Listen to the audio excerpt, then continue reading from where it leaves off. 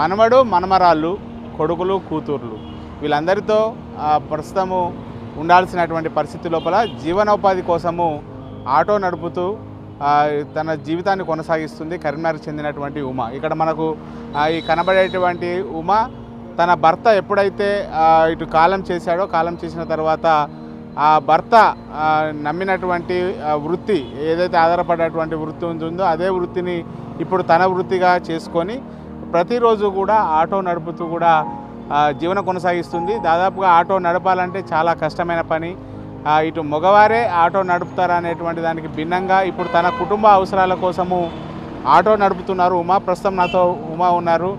అమ్మ చెప్పండి, ఎన్ని రోజులు అవుతుంది మీరు ఈ ఆటో నడపడానికి గల కారణాలు ఏంటి? 6 సంవత్సరాలు అవుతుంది ఆటో నడపబట్టి. ఏంటంటే ఇక ఇల్లుకి రా ఇల్లుడు ఇవంతా ఇల్లుడు పిల్లలు చదువుకుంటున్నారు. ఇక ఏ పని మాత్రం చేయకుంటే మాత్రం తప్పదు కదా అన్నట్లు ఇక ఆటో నడుపుకుంటున్నాం. కానీ ఆటో మీద ఏమి కూడా గిరాకీ ఏమి వెళ్తలేదు. బాగా ఆటోలు అయినాయి. మాది అశోక్ నగరే కానీ అడ్డ మీద ఉండు కూడా ఉండను. ఎందుకంటే మొగళ్ళతోటి అడ్డ మీద ఉంటే బాగుంటుందని ఇక లోకలంతా తిరిగితే 200 డీజిల్ పోయించుకుంటే అవి 500 అయినంటే ఇంకా 200 డీజిల్ పోయించుకోవాల్సిందే. మళ్ళీ మిగిలేది ఏం లేదు అందులో.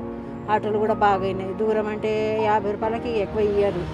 చాలా దూరం వెల్లుడు మళ్ళీ ఇట్లా అవుతుంది. చాలా కష్టం ఉంది గిరాకవుడు కూడా.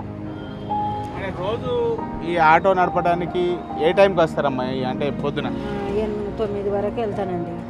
ఇక పిల్లలు స్కూల్కి వెళ్ళిన తర్వాత 9 వరకు వెళ్తా. 9 వరకు నుండి 5 వరకు దాకా నడుపుతా.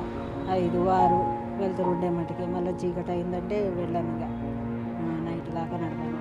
5, 6 గంటల దాకా నడుపుతాను. అంటే గతం లోపల మీ ఇప్పుడు భర్త ఈ ఆటో నడిపేటువంటి వారా?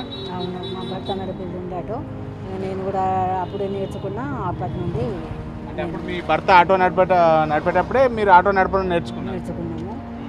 ఎందుకంటే ఇక ఆయన ఎక్కువ శాతము తాగడానికి బానిస అయ్యిండు. ఈ ఆటో నడిపి తాగడానికి బానిస అయ్యి లివర్ ఖరాబ్ అయ్యి చనిపోయింది. ఇక ఈ ఆటో ఎందుకు అమ్మేయాలి, నాకు కూడా వచ్చు కదా అన్నట్లు ఇక నేను నడుపుదాం అనుకుని ఇక దీన్ని నడుపుతున్నా. ఏదో ఇంత ఈ ఆటో నడచలేదు చక్కగా ఊకే చేసుడు. మళ్ళీ దీనికి రిపేర్లు అయినప్పుడు అలా 2000, 3000, 5000 ఇట్లా రిపేర్ చేసుడు అవుతుంది. ఇదే మా కొత్త ఆటో ఏదైనా ఇట్లా లోన్లు వెళ్ళినాయి కదా అట్లా ఇప్పిస్తారనుకొని కూడా గంగుల కమలాకి కూడా కలిసిన ఆయన. ఇక అంతలో పడిన ఎన్నికలు వచ్చినాయి. ఆయన ఏం సమాధానం ఇవ్వలేదు. ఇట్లా ఎవరన్నా కొంచెం సహాయం చేస్తే మంచిగా ఉంటుందని అనుకుంటున్నా. మా కొడుకు కిడ్నీలు కూడా ఖరాబ్ అయిన ఎవరైనా కిడ్నీ. మీకు పిల్లలు ఎందరు? 2 కొడుకులు 1 బిడ్డ. ఏం చేస్తారు వాళ్ళు ఏం చేస్తారు? బిడ్డకు పెండ్లయింది, పెద్ద ఆయనకు పెండ్లయింది. 1 బాబు 1 పాప ఆయనకు. ఇప్పుడు పెద్ద వాళ్ళు ఆరోగ్యంగా ఉన్నారా? ఆయనకు పెద్ద ఆయనకు 2 కిడ్నీలు ఖరాబ్ అయ్యి డయాలిసిస్ చేయించుడు అవుతుంది. వారంలో 2 సార్లు డయాలిసిస్. అదేంటే ఇక దీన్ని ఆరోగ్యశ్రీ కార్డు మీదనే కానీ ఇక బయట అయితే పైసలు అయితే కానీ అంతో ఇంత మేము పెట్టుకోవాల్సి వస్తుంది. కోడలు ఇప్పుడు మా అబ్బాయి మంచిగా ఉన్నప్పుడు ఆరోగ్యంగా ఉన్నప్పుడు ఇంట్లోనే ఉండేది, మిషన్ కుట్టేది. ఇప్పుడు ఆమె వేరే పని చేస్తుంది, వేరే షాపుకు వెళ్ళి పని చేసుకుంటుంది. ఇప్పుడు ఇంకా ఏం కోరుకుంటున్నారు అంటే మీరు ఇప్పుడు ఈ వయసు లోపల నిజంగా ఆటో నడపడం అంటే చాలా ఇబ్బందిమైనటువంటి పని. ప్రభుత్వాన్ని ఏం కోరుకుంటున్నారు మీరు? ఏం కోరుకుంటున్నామంటే మాకు కొత్తపల్లిలో ఇల్లు ఉంది కానీ ఉంటే ఏం చేయలేము. మాకు వ్యవసాయం లేదు, ఇంత ఏం లేదు. అక్కడ కూడా ఇప్పుడు వ్యవసాయం పనులు ఏముంటలేవు. మా బాబు ఇంత హాస్పిటల్లో చేసాడు, ఆయన కూడా ఇప్పుడు చేయడం లేదు ఎక్కువ శాతం. డయాలిసిస్ అయిందంటే 1 వారం రోజులు పోతే ఇంకా పనికి వెళ్ళలేడు, చక్కగా చేయలేడు ఆయన. ఇక మా కోడలు చేస్తే ఎంతకంతే 5000, 6000 పొద్దున్న 9 గంటలకు పోతే మళ్ళీ 9 గంటల దాకా. ఇక అందుకే ఇంత మాకు ఇల్లు సాయము. మా కొడుకు ఇంత పింఛన్ కొరకు కూడా పెట్టుకున్నాం. ఆయనకు పింఛన్ కొరకు పెడితే ఇదివరకు కూడా ఏమీ ఇది కాలేదు. ఇక్కడ హైదరాబాద్ సచివాలయంలో కూడా పెట్టిండ్రు పింఛన్ కొరకు. దాని కొరకు ఇదివరకు ఏం కూడా తెలియలేదు. ఇక అందుకే అందరు కలిసే ఉంటారు. ఉమ్మడి కుటుంబం.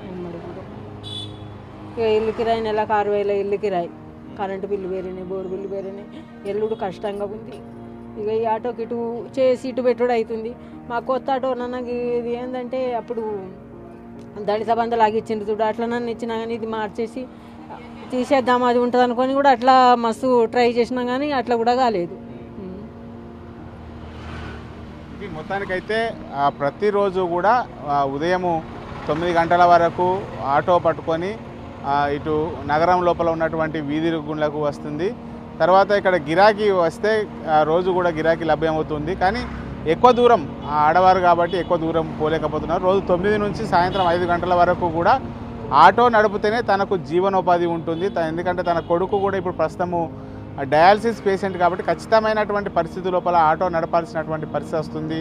తనను ఆదుకోవాలని చెప్పి ఇటు ప్రభుత్వాన్ని ఇటు అదేవిధంగా దాతలను కూడా కోరుకుంటున్నటువంటి పరిస్థితి కనబడుతుంది.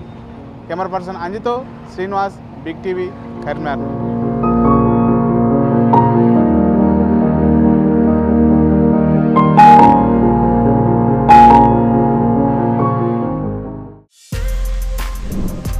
For more videos like this, subscribe Big TV channel.